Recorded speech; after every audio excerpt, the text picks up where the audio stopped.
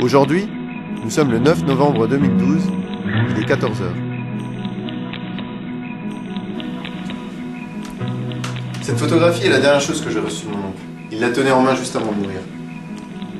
Elle a peut-être rien d'exceptionnel comme ça, mais je vais vous expliquer en quoi elle a changé ma vie.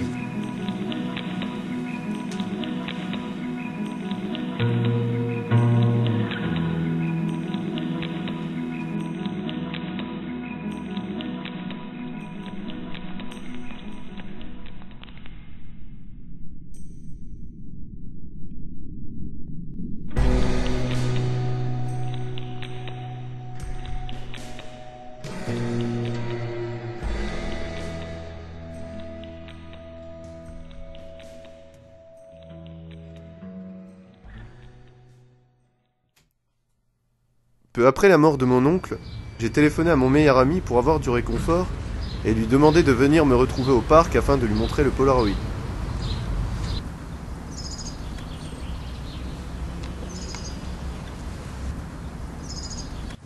Salut Thomas, ça va? Arrête, je viens juste de t'appeler pour te dire que mon oncle Benoît est mort. Ah oui, merde. Donc le Ben c'est mort alors. Putain. On va au centre-ville, on va parler de ça autour d'un kebab. Moi, je vais faire comme si j'avais rien entendu. Non, mais sérieux. Non, mais le problème, c'est qu'il m'a donné quelque chose avant de mourir. Je sais que c'est assez spécial et je voulais que tu me donnes ton avis. Ouais, ça, je vois que c'est spécial. Putain. Enfin, à dire franchement les choses, moi ça m'étonne pas quoi, venant de ton oncle Benoît là. Enfin, c'était bien celui qui avait un grain. Là. Bah, fais pas semblant, un grain. Un grain de riz quoi, l'oncle Benz. Putain, mais t'es vraiment un enculé, toi. Putain, il me fait des blagues de merde. Mais je te demande de venir, c'est pour m'aider, espèce de con, va. Je veux plus jamais te revoir, espèce de connard. Pourquoi tu t'énerves comme ça? Merde, mais Thomas. Mais qu'est-ce que tu fais? Mais reviens. Mais je disais ça pour rigoler. Mais quoi ta photo? Me fous la en l'air, qu'est-ce que je te dis quoi?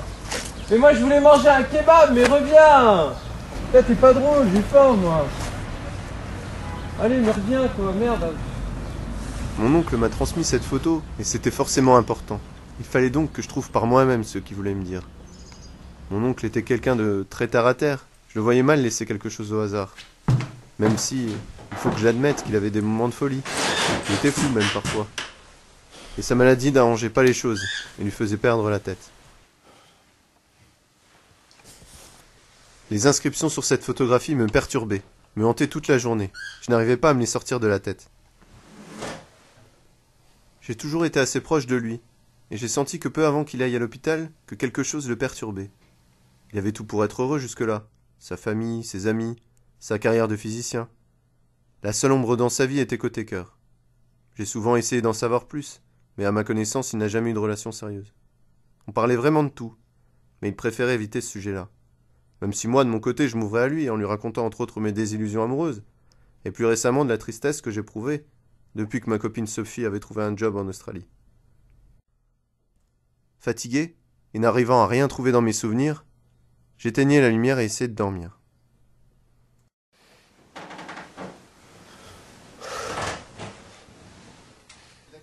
Fais pas la même erreur. Fais pas la même erreur. Va voir Christine. Va voir Christine. Christine. Christine. Va voir Christine. Fais pas la même erreur. Fais pas la même erreur. Va voir Christine. Va voir Christine. Christine. Fais pas la même erreur. Fais pas la même erreur. Va voir Christine. Va voir Christine. Christine. Fais pas la même erreur. Fais pas la même erreur. Va voir Christine.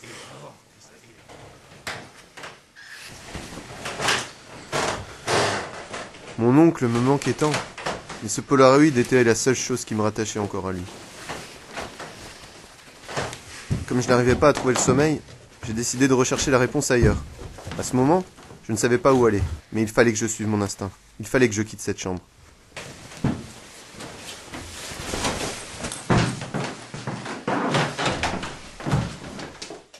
Hé, taxi!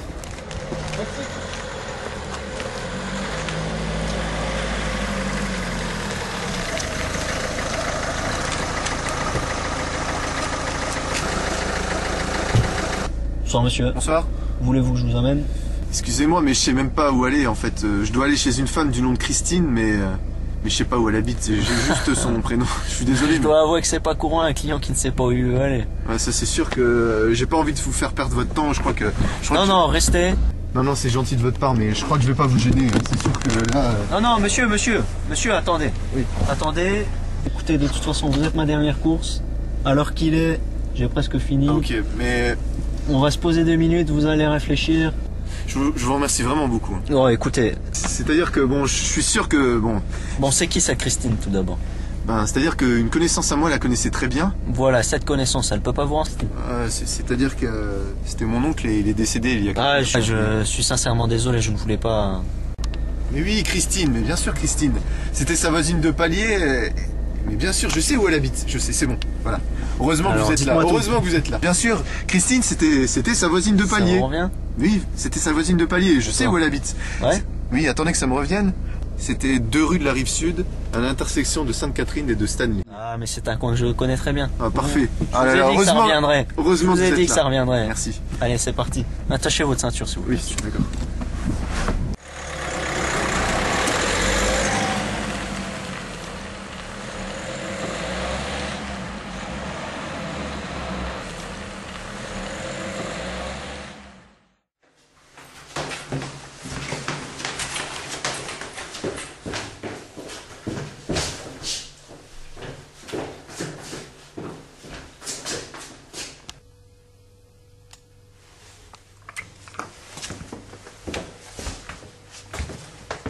Madame Christine.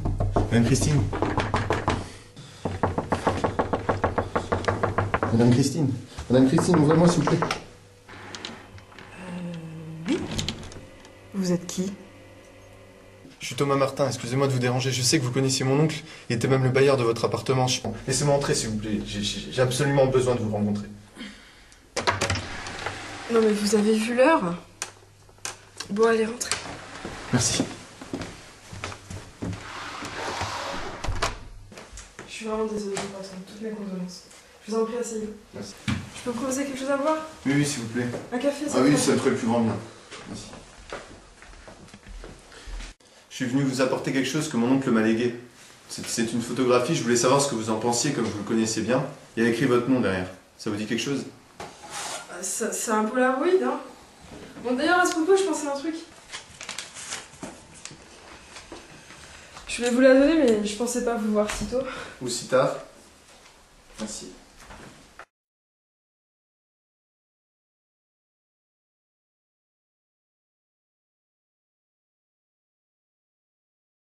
Cher Thomas, je t'écris cette lettre afin de te faire part de mon affection pour toi. Je ne te l'avais peut-être jamais dit jusque-là, Thomas, mais je t'aime énormément. Demain, je me rends à l'hôpital pour une énième opération, et peut-être pour la dernière fois. La maladie me ronge un petit peu plus chaque jour, et il m'est inutile de te dire que je sens ma fin proche. Je sais que j'ai toujours été plutôt secret sur ma vie, sur mes amours, je le reconnais. Alors avant qu'il ne soit trop tard, je souhaite te raconter dans cette lettre mon histoire, pour te laisser un petit quelque chose de moi, en ce bas monde. Elle s'appelait Evelyne. Elle était belle. Nous étions au mois d'août 1999. Le 11. Et ce jour-là se produisait l'éclipse totale. C'était un jour auréolé du spectre de la fin du monde, scandé par un Paco Rabanne, habile pour le prêt-à-porter, certes, mais à qui je n'étais pas prêt de porter la moindre attention. Ma tendre Evelyne voulait qu'on se rende ensemble admirer ce spectacle naturel.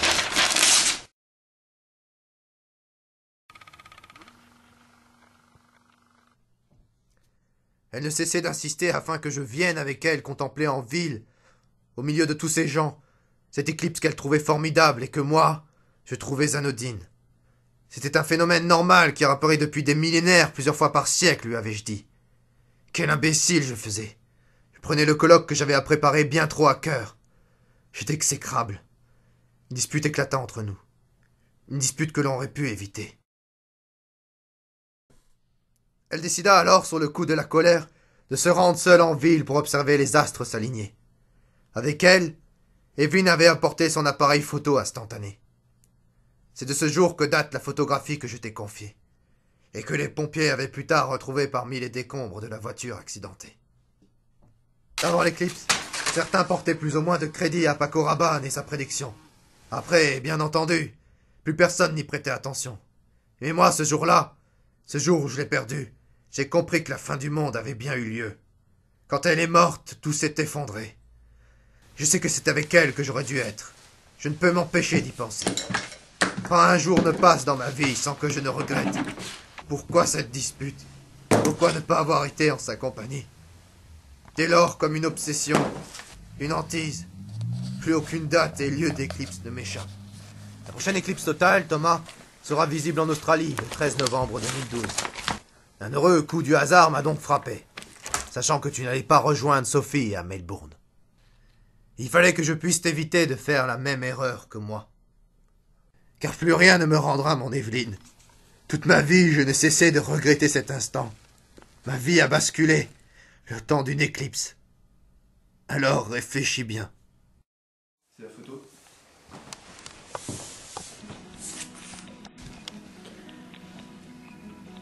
Oh mon Dieu. Ma sœur sur cette photo.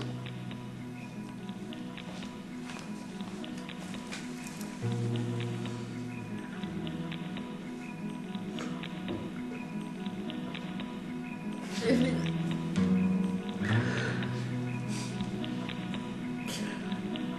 Vous savez, ils sortaient ensemble avec votre oncle. Avant l'accident.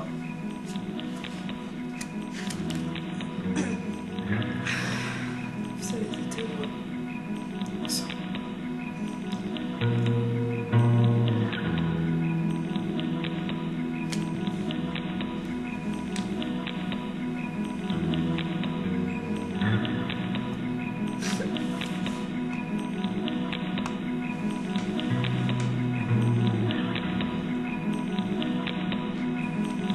Aujourd'hui, 9 novembre 2012, 14h15.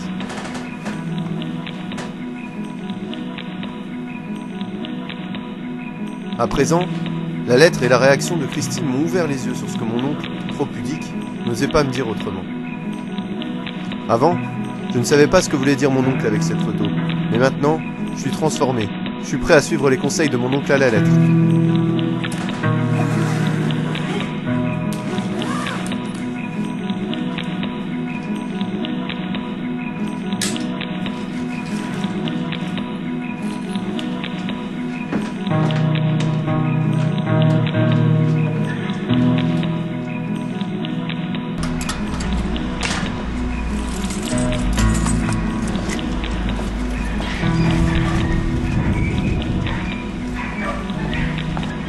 Taxi! Taxi!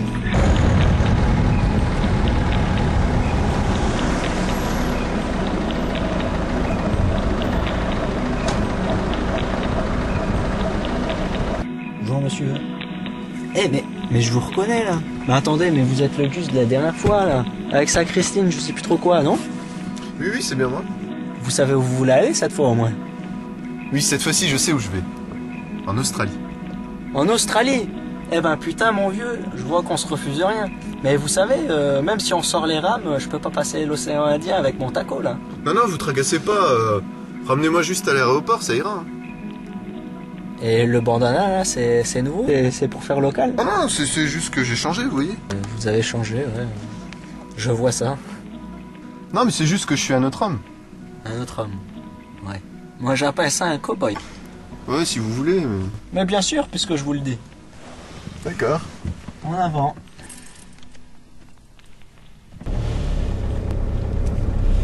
Arrêtez-vous là! Arrêtez-vous là! Pourquoi? Qu'est-ce qu'il y a? Vous avez un problème? Vous avez nausée? Non, c'est juste Marc. C'est Marc. Bon, destination Marc.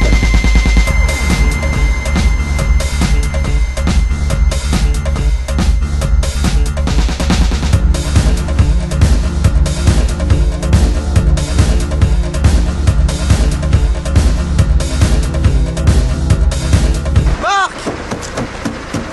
Marc!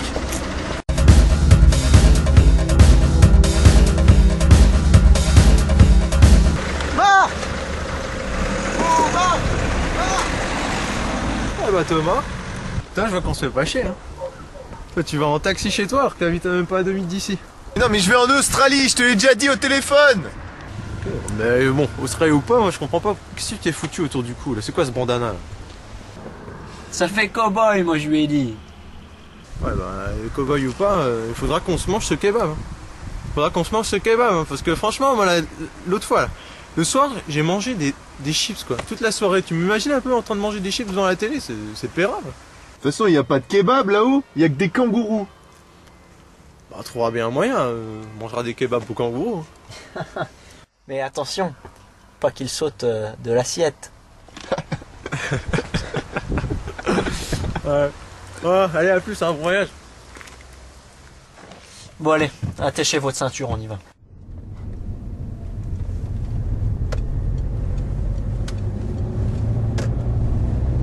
Je me suis alors rappelé du sourire figé qu'arborait mon oncle sur son lit de mort, et je l'imaginais à l'heure de son dernier souffle avec la photographie d'Evelyne en main. Et c'est là que j'ai compris. Ses paupières se sont fermées sur le soleil de sa vie. Il l'a finalement eu, son éclipse avec elle.